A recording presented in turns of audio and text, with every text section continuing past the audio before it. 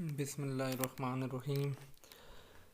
आज हमारा टॉपिक है जी क्वाड्रेटिक इक्वेशन के पहले मल्टीपल चॉइस करेंगे, फिर इसी तरह नेक्स्ट में चलेंगे। तो पहला जो मल्टीपल चॉइस है वो ये है कि standard form of quadratic equation के है। तो क्वाड्रेटिक इक्वेशन की जो स्टैंडर्ड फॉर्म है वो ये होती है कि a x square plus b x plus c is equal to zero, और साथ एक्स्ट्रा कंडीशन होती है is not equal to zero, क्योंकि अगर ए ज़ीरो हो जाए तो वो इक्वेशन आपकी लीनियर बन जाती है अगर ये वाला फैक्टर ज़ीरो हो जाए। तो ये साथ एक्स्ट्रा कंडीशन है कि is not equal to zero. Next ये है कि नंबर ऑफ़ टर्म कितनी होंगी क्वाड्रेटिक इक्वेशन में। तो ये देखें, एक टर्म, साइन आपका बताएगा प्लस या माइनस। यहाँ पे ये नहीं कहना है कि ये दो टर्में हैं। अब जैसे 2 × 3 है 6, वो सिर्फ एक टर्म है, ठीक है। इसी तरह ये दो टर्म है, ये तीन टर्म है, तो 3 टर्म्स है। नेक्स्ट ये है कि नंबर ऑफ़ मेथड कितने हैं। तो 3 मेथड हैं। एक होते हैं फैक्टराइजेशन की मदद से हम क्वाड्रेटिक इक्वेशन को सॉल्व कर सकते हैं, दूसरा हम कंप्लीटिंग स्क्वायर से कर सकते हैं, और तीसरा क्वाड्रेटिक फार्मूले से कर सकते हैं। नेक्स्ट ये है कि आपके पास क्वाड्रेटिक फार्मूला क्या होते हैं। तो वो है -b plus minus b square minus 4ac under root divided by 2a। Next ये है कि आपने इसके फैक्टर बताने हैं, x square minus 15x plus 56। तो इसके लिए आप इस तरह करेंगे, पहले इसका कोफिशिएंट 1 है, इसको और इसको मल्टीप्लाई करें 56 आता है। अब दो नंबर ऐसे तलाश करें जिनको मल्टीप्लाई करें 56 आए, प्लस या माइनस करें तो 15 आ जाए। तो वो आपके पास है 8x, 8 7 ज़र कितना होता है 56 ये। और अगर -8 -7 -15 होता है तो जो साइन है वही आना चाहिए। अब क्या करें, x कामन लें, x -8 रहेगा, -7 कामन लें, x -8 रहेगा, ठीक है। तो एक x -8 दो जगह पे आ जाएगा, उसमें से एक x -8 लें और एक x -7। नेक्स्ट ये है कि equation which remain and change x is replace by 1/x। तो ऐसी इक्वेशन को क्या कहते हैं जिसमें x को 1/x से चेंज करें और उसमें कोई भी फ़र्क ना आए। तो ऐसी इक्वेशन को आप रेसिप्रोकल इक्वेशन कहते हैं। नेक्स्ट ये है कि ये वाली इक्वेशन आपके पास कौन सी है, ये वाली। तो इधर देखें 3 के ऊपर पावर x है। जब भी नंबर के ऊपर वेरिएबल आ जाए तो उसको एक्सपोनेंशियल इक्वेशन कहते हैं। इसका सलूशन क्या होगा, 4 कामन लें, इधर एक्स स्क्र माइनस 4 को डिवाइड कर दें, एक्स स्क्र -4 इक्वल टू 0 रह जाएगा। 4 को दूसरी तरफ ले जाएं, दोनों तरफ रूट ले लें, तो जब रूट लेंगे तो 4 का रूट +-2। तो इसको इस तरह लिखना है।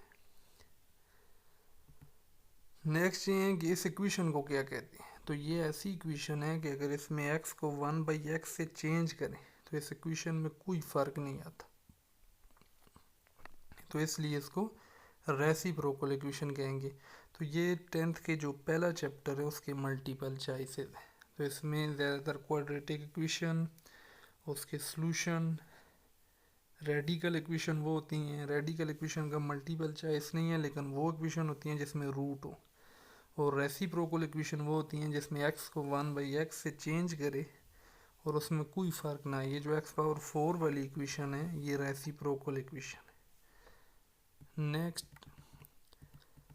Chapter second, alpha plus beta क्या होगा। तो अल्फ़ा प्लस बीटा का फॉर्मूला याद रखना है -b/a। इसको सम ऑफ द रूट भी कहते हैं। तो ये -b ये तो -5/3। अल्फ़ा बीटा होते हैं c/a, तो 4/7। रूट्स ऑफ द इक्वेशन, इसके रूट्स इरेशनल होंगे, यानी ये अगर इसका आप आंसर निकालें तो आंसर आप किसी तरीके से भी निकाल सकते हैं, completing square, factorization, quadratic formula. आपने ये बताना है कि इसका आंसर रियल होगा, इमेजनरी होगा, रेशनल होगा, इरेशनल होगा। तो इसके लिए आपने डिस्क्रिमिनेंट निकालना है। डिस्क्रिमिनेंट क्या होता है? B square minus 4ac। ये -5 है, -5 का स्क्वायर लें 25, -4ac 16, तो ये 9 आ जाएगा।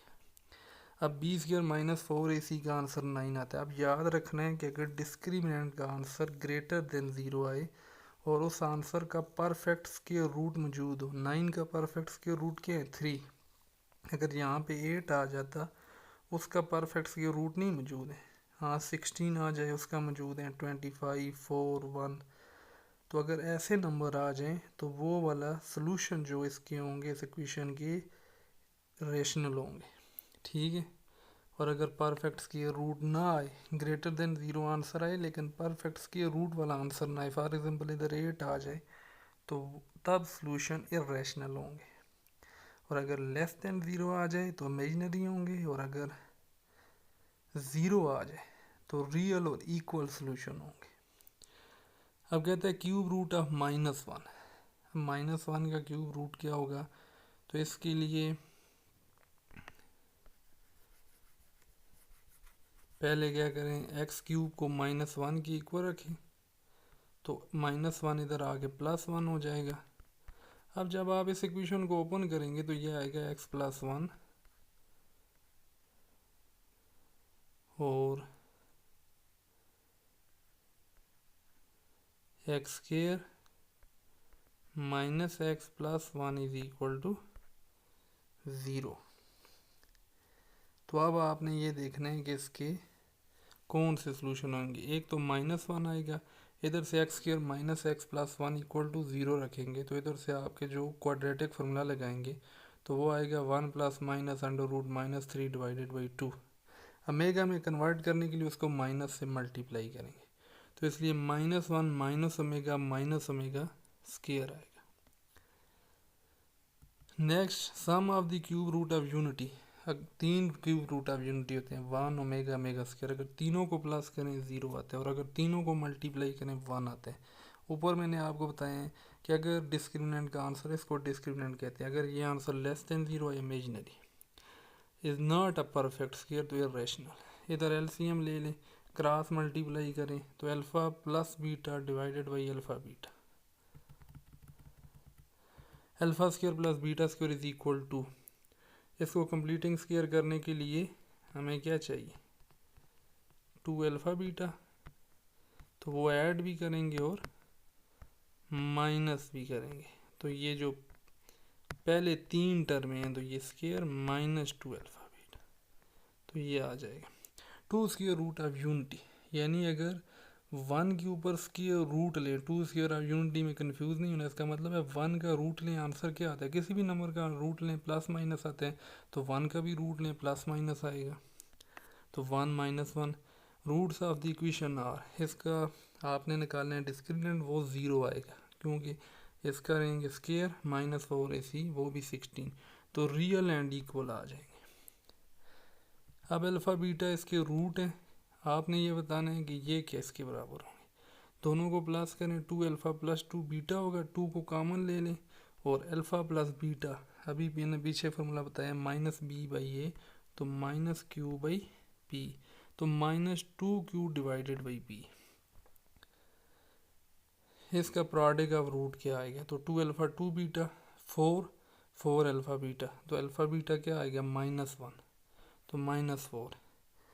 Nature of the root is determined by, तो डिस्क्रिमिनेंट की मदद से नेचर ऑफ रूट बताते हैं। अब ये मैंने आपको बताया b² -4ac निकालना है। अगर उसका आंसर ग्रेटर देन 0 और वो आंसर परफेक्ट स्क्वायर वाला हो तो रेशनल, अगर परफेक्ट स्क्वायर वाला ना हो इरेशनल, अगर लेस देन 0 इमेजनरी, अगर 0 हो तो इक्वल रूट्स होते हैं और रियल होते हैं। डिस्क्रिमिनेंट अभी आपको बताएं, ये आ जाएगा।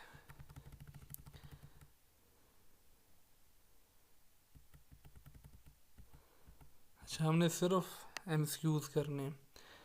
अच्छा, इसमें ए को क्या कहते हैं? तो ए को याद रखना एंटीसीडेंट कहते हैं और दूसरे नंबर को कॉन्सिक्वेंट कहते हैं। ये याद रखना है।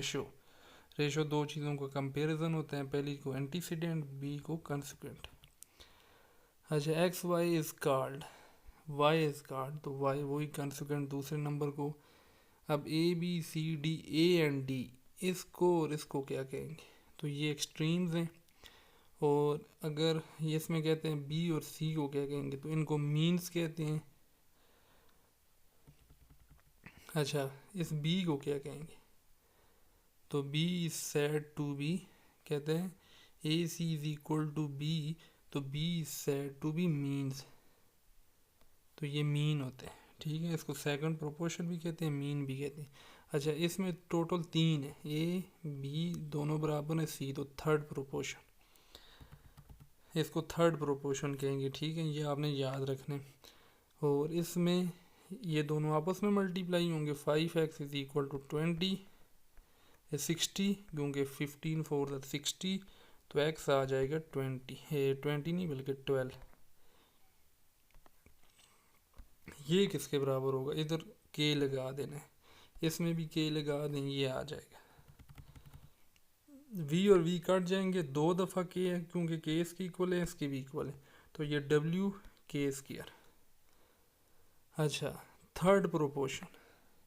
अब किसी भी चीज़ का थर्ड प्रोपोर्शन, ये बहुत मल्टीपल चॉइस आते हैं, तो इसको निकालने का ऊपर अभी भी हमने पढ़े हैं सी थर्ड प्रोपोर्शन, जिसमें बी 2 दफ़ा आया था, तो यहाँ पे भी दूसरी टर्म 2 दफ़ा आएगी, थर्ड प्रोपोर्शन को सी कह दें।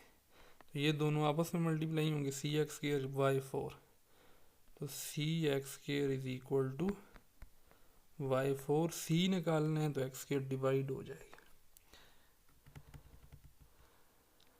अच्छा, इसमें 4 प्रोपोर्शन निकालने हैं डब्ल्यू, तो ये दोनों मल्टीप्लाई होंगे, एक्स डब्ल्यू is equal to y v, तो हमने डब्ल्यू निकालने हैं y v divided by x, तो y v divided by x. अच्छा, इसमें अल्टरनेटो के हैं, अल्टरनेटो ये होते हैं कि इन दोनों को आपस में चेंज कर दें, तो जब इन दोनों को आप चेंज करेंगे तो क्या आएगी? ये ratio x is equal to b ratio y. अब रेशो का क्या मतलब होता है? Divide, a divided by x is equal to b divided by y, तो ये आ जाएगा। इन्वर्ट कर दे, इन्वर्ट करने का मतलब है इसको इधर ले जाए, इसको इधर ले जाए, तो ये हो जाएगा b ratio a y ratio x. तो इस रेशो का क्या मतलब है? Division, b by a y by x. अच्छा, ये कंपोनेंडो क्या होती हैं? कंपोनेंडो में ये होती हैं a over a plus b is equal to c over c plus d, तो ये इस तरह भी हो सकती हैं, a plus b over b, c plus d over d. तो ये रेशो के हैं। इसमें आपने थर्ड प्रोपोर्शन कैसे निकालने हैं ये याद रखने हैं। मीन प्रोपोर्शन, एक्सट्रीम्स क्या होते हैं? मीन मिड वाली होती हैं। 4 प्रोपोर्शन अगर चारों नंबर डिफरेंट हो, थर्ड प्रोपोर्शन में दरमियान वाली टर्म सेम होगी। 5 और 25 का थर्ड प्रोपोर्शन कैसे निकालेंगे? 5 25 25 बी, तो ये चीज़ें याद रखनी है। नेक्स्ट में कहते हैं ये इसको क्या कहेंगे? तो ये किसके लिए ट्रू है? तो ये हर वैल्यू के लिए ट्रू है। एक्स को आप कुछ भी रखते जाएं आंसर सेम आएगा, ठीक है। कोई भी formula x plus two square a plus b का whole square a square plus b square plus two a b को कुछ भी रखें ये ट्रू होते हैं फॉर ऑल वैल्यू। तो इसको फ्रैक्शन कहेंगे क्योंकि ये दोनों फ्रैक्शन की फॉर्म में है। अच्छा, अगर न्यूमिनेटर और डिनोमिनेटर की डिग्री इक्वल हो या न्यूमिनेटर की डिग्री बड़ी हो, डिनोमिनेटर, न्यूमिनेटर कहते हैं ऊपर वाले को, ये न्यूमिनेटर है, ये कहते हैं डिनोमिनेटर। अगर दोनों की डिग्रीज बराबर हो तब भी इम्प्रॉपर है, और अगर न्यूमिनेटर की डिग्री बड़ी हो तब भी इम्प्रॉपर फ्रैक्शन है। तो ये याद रखने हैं। Degree of numerator is less than, तो उसको प्रॉपर कहेंगे। अब ये प्रॉपर है क्योंकि ये दोनों जब मल्टीप्लाई होंगे डिग्री नीचे वाली बढ़ जाएगी, डिनोमिनेटर की डिग्री बढ़ जाएगी, तो ये आपका प्रॉपर है। अगर न्यूमिनेटर की डिग्री बड़ी होगी तो तब इम्प्रॉपर है। तो ये क्या है? आइडेंटिटी। ये क्योंकि ये फार्मूला है, जब भी फार्मूला होगा उसको आइडेंटिटी कहना है। इसमें न्यूमिनेटर की डिग्री 3 है, इसको मल्टीप्लाई करेंगे 2 आएगी, तो ये इम्प्रॉपर है। पार्शियल फ्रैक्शन लिखने का तरीका, अगर दोनों लीनियर हो तो ए ओवर एक्स बी पहला दूसरा, तो ये आ जाएगा। और अगर ये आप क्वाड्रेटिक है, लीनियर में कन्वर्ट नहीं हो सकता, तो ए पहला दूसरे के साथ बी एक्स प्लस सी लगेगा। अच्छा, ये आपके पास इम्प्रॉपर है क्योंकि न्यूमिनेटर डिनोमिनेटर बराबर है, तो इसको पहले क्या करेंगे, डिवाइड करेंगे, डिवाइड करके इसको प्रॉपर फ्रैक्शन में कन्वर्ट करेंगे। प्रॉपर में जब कन्वर्ट करेंगे तो ये नंबर 7 आ जाएगा, और उसके बाद आपने इसको पार्शियल फ्रैक्शन में करना है। A collection of well defined object is called set, और जब भी ऐसे नंबर उनको कहते हैं रेशनल नंबर। अच्छा, सेट को डिफाइन करने के 3 तरीके हैं। A set with no element is called singleton set. इस सेट में वो तमाम एलिमेंट है जो 101 से कम है, तो ये फाइनाइट सेट है। हाँ, अगर इरेशनल या रियल की बात करता फिर इनफाइनाइट होता। Having only one element is called singleton set, power set. अब यहाँ पे ये देखना है, ये इस तरह लिखा जाएगा, इस तरह नहीं होगा। ये एम्प्टी सेट को, ये पावर सेट ऑफ एम्प्टी है। इसके कितने होंगे पावर सेट, 2 पावर 3, यानी 3 दफ़ा मल्टीप्लाई करें 8, तो इसका 8 आएगा। और अगर ए बी का सबसेट है, यानी ए के सारे एलिमेंट बी में मौजूद हैं, तो ए यूनियन बी जो होते हैं वो बी के बराबर होते हैं। और अगर ए बी का सबसेट है, तो ए इंटरसेक्शन बी जो होगा वो ए के बराबर होगा। और अगर ए बी का सबसेट है तो ये एम्प्टी सेट आएगा। ये आपके पास एसोसिएटिव ला है, इसको इसके इक्वल, और ये आपके पास डिस्ट्रीब्यूटिव ला है, A union B intersection A union C. अगर डिसजॉइंट सेट होंगे तो A union B B union A के बराबर होगा। If number of element in set A is 3 and in set B is 4, then number of B, अच्छा A cross B जिसको Cartesian product कहते हैं, 3 4 12। और बाइनरी रिलेशन, जितने एलिमेंट है 3 2 6, इनको 2 पावर में ले लेना है। इसमें 2 पावर 12 होगा अगर बाइनरी रिलेशन का पूछा जाएगा। डोमेन पहला 0 2 3, 2 दफ़ा नहीं लिखना, 0 2 3 आ जाएगा। रेंज दूसरा एलिमेंट 3 2 1 4, रीअरेंज करके लिखें, ये आ जाएगा। कौन सा क्वाड्रेंट है, माइनस अगर हो तो ये दूसरा है। और इस रिलेशन को क्या कहेंगे, ये देखें 1 2 3, अगर डोमेन रिपीट हो रही हो तो ये फंक्शन नहीं है। तो इधर तक हमने कर लिए बाकी बेसिक स्टेटिस्ट, और इसके बाद है आपका ट्रिग्नोमेट्री, वो इंशाल्लाह ताला नेक्स्ट लेक्चर में होगा।